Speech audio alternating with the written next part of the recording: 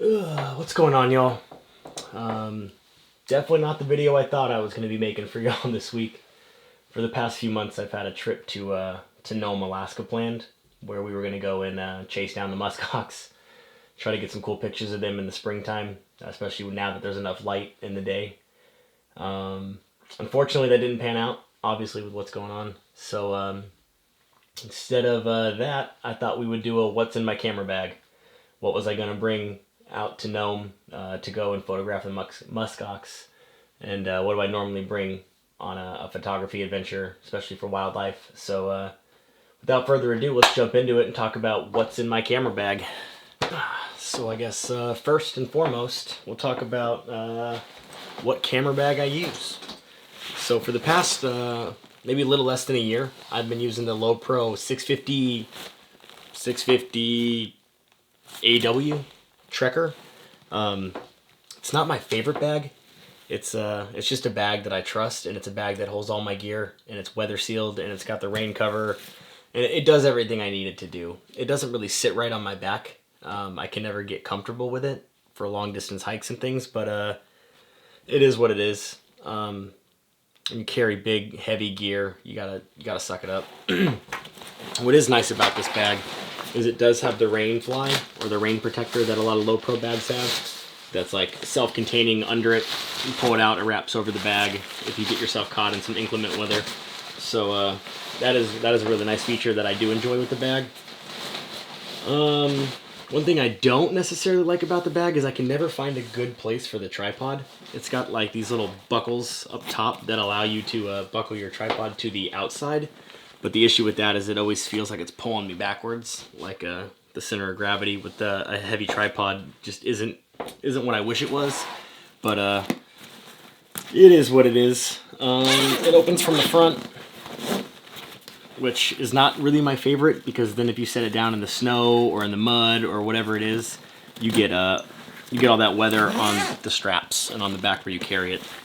But it is massive.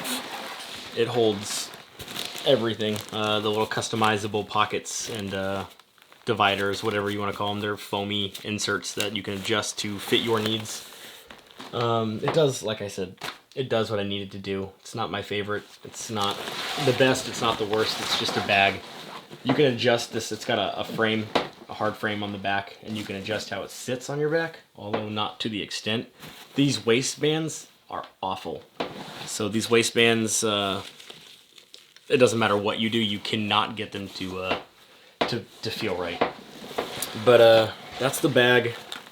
Just your standard low pro bag. I guess we can let's talk about the lenses I bring. Actually, before lenses, let's talk about my main camera body. The body, my workhorse. So for the past 2.5 years, I've been using the Nikon D850 as my main camera body. It does all of my, does everything. It is a brick for video, so I don't ever recommend it as a video camera, but for a stills camera, it's great at everything. Landscapes, astro, wildlife. You can crop pretty heavily with the damn near 46, 47 megapixels, something like that, so you can get creative with your cropping. I do keep the battery grip on it, the MD18 or whatever it is, mostly for the battery life. Like the extra frames you get are nice, but carrying that big Nikon D5 battery is the reason I really use it. It allows me to shoot all day without normally having to change any battery. I also have the Really Right Stuff L plate that I keep on it, so you can just shoot portrait, shoot landscape, whatever you want, switching them back in between. 9 frames a second, I think I said that, 46 megapixels. It's magnesium, built like a tank. This is pretty sweet. This is like a $3 or $4 thing you can get off Amazon. It's a little hot shoe camera cover. That's really the only part of these cameras that aren't weather sealed well. So just throw that on there and don't have to worry about it. But other than that, that's my main camera body. It's done really well for me. I guess we can start with lenses after the main camera body. So first and foremost, this is the 24-70 2.8. I love this lens. I've had this lens for 2.5, 3 years maybe, and I have beat the ever-living snot out of it. It's like really chipped up and banged up. I don't know if it'll focus in there. You can see where I've dumped this thing a couple times. When I rotate it through, it just sounds like it just wants to not anymore.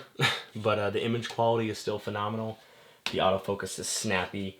I have no complaints whatsoever. I've gotten every cent of my money out of this lens. I use this for landscape. I use it for like animals that allow me to get really close. I shot some snowshoe hares with it. Shot some squirrels with it, things like that. Animals that are pretty cool to me, getting closer than normal. But I also use this predominantly as my vlogging camera. The camera that I have on there, or the lens that I use on my vlogging camera. So all around workhorse. I very, very much like that lens. After that, let's talk about the 70 to 200 2.8. Another one of Nikon staples.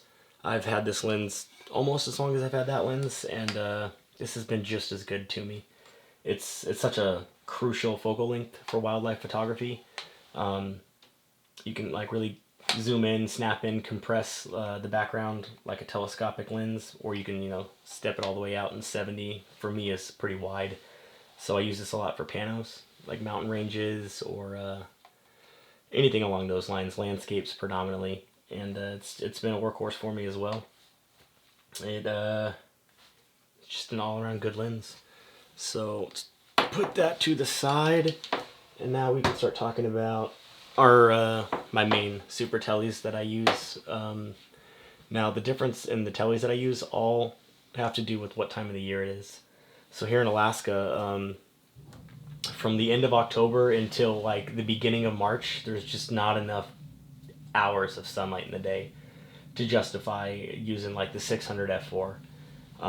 So what I do in the winter months is I use the 400 2.8.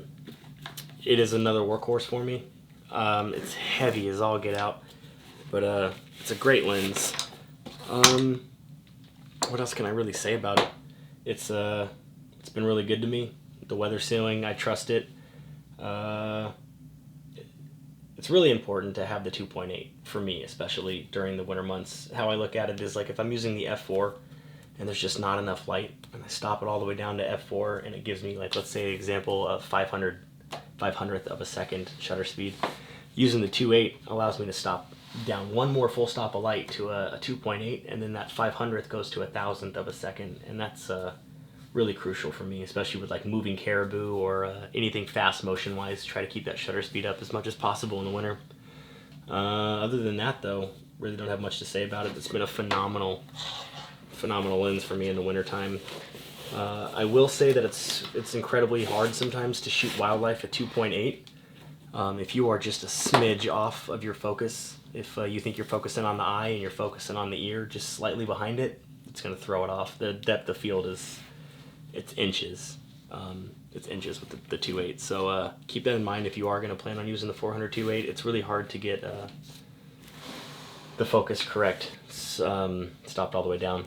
If the light is available, it is just tack sharp at f4 or f5.6, but it kind of defeats the purpose of having the 2.8, right? Now that it is March, I was planning on taking out the 600 f4, the workhorse. Absolutely love this lens. Obviously, anytime you buy Nikon's top of the line super teles, you're gonna get what you're asking for. It's tack sharp at f4, and then all the way through. It actually lets in a lot more light than I thought it would, being as cumbersome as it is. It's not too heavy. I mean, it is heavy, but it's definitely bearable. It's not something that I can handhold. I can get away with hand-holding the f4, or I'm sorry, the 400 2.8 for a little bit, but the 600 has just got so much moment in it. Like the weight is it's distributed over such a large piece of glass that it's hard to handhold for even a second. The VR on this lens is really good. I would say it's about a half a stop of VR that you can get away with. And then it's got like the different modes, like if you're on a tripod, you can change the VR. If you're hand holding it, you can do it that way. But other than that, the lens has been super good to me. Taking some really awesome images with it, and I'm really happy with how that lens is. Some other things that I never go out without are just a good set of binoculars. Sometimes, you can get away with not even taking the camera out of your bag and just doing all your glassing and spotting with the Binos. Super underrated wildlife photography tool. So I would highly recommend going out and picking up a good set of Binos that you're comfortable with, that could sit around your neck all day long and you have no issues with. So definitely pivotal, crucial part of the kit. Now what I like to do on the side actually is I always bring my little FM2 film camera. What I really enjoy about shooting film is it forces you to slow down. So I bring with me, what is this? I want to say this is the 135 f2.5 manual focus. Use this for landscapes or like waterfowl that's just sitting or floating around. But what it forces you to do is slow down, focus on your composition, focus on getting it right in camera the first time, and then that translates to just better pictures, in my opinion, when I'm shooting digitally. Activates a part of the brain that, for me, trains it to be better at seeing. So these are super cheap. I think I picked this up on like the marketplace for 150 bucks, and then this was probably similar, 150 bucks on eBay. But if you have a couple extra dollars and you want to try something different, highly recommend trying to shoot some film. It's definitely changed the way I do composition. I get it all developed through the Darkroom Lab, something like that. It's in California. It's like $12. You send them your roll of film, they develop it, they send you the scans back, and then they send you the developed negatives. So highly recommend you check them out if you do start shooting film. That's like the main kit that I bring. I also bring some of these filters. Nothing special about these filters whatsoever. Standard circular polarizers, variable NDs, a little plate that bolts on that allows me to slide different filters in and out if I want to slow down a waterfall, or just there's cool motion going on that I want to do like in the clouds. So I highly recommend maybe checking out getting some filters. If you're going to be doing a lot of waterfowl, I like to use a circular polarizer to really cut down on those reflections. It makes more of a difference than you would think. You do lose a little bit of light, but I think the benefits far outweigh the little lack of light. My main tripod. My main tripod is the Saru. I've never heard anybody pronounce this thing right, and I couldn't even begin to tell you which model it is. Up until about a couple weeks ago, I would have just sworn all up and down that this was the best tripod for the money. It had been a workhorse for me, and then out of nowhere, it just took a crap. Now, granted, I do put it in and out of water and then snow, and it melts, and I'm pretty hard on it. So it finally gave up the ghost, and now the middle locking bracket doesn't come out. So I'm gonna have to go and pick up a new one. But I've had it for about 1.5 years, and I beat the crap out of it. Another little pro tip is use gaffer's tape all over the metal parts of the tripod, because I have got contact frostbite more than once grabbing onto a tripod that didn't have any tape. This cold metal when it's really cold out, and that'll ruin your day. Just recently, I started using a video head since I started doing a little bit more on the YouTube channel with video. So this is the Manfrotto. Man, I don't know who names these things. The Manfrotto MVH502AH alphabet soup. I don't know. I do love it. I do like that it's liquid, and then I can control the fluid drag with these knobs, with how fast and how slow I can pan for video. What I don't like is Manfrotto has their like proprietary head or plate. They don't use the Arca Swiss like 95% of the other companies.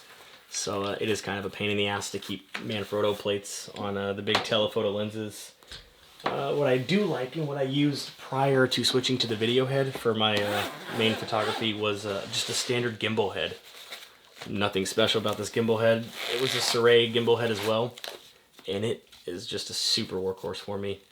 It's been really good to me. All this stuff is lens coat, the same stuff I have on the big lenses.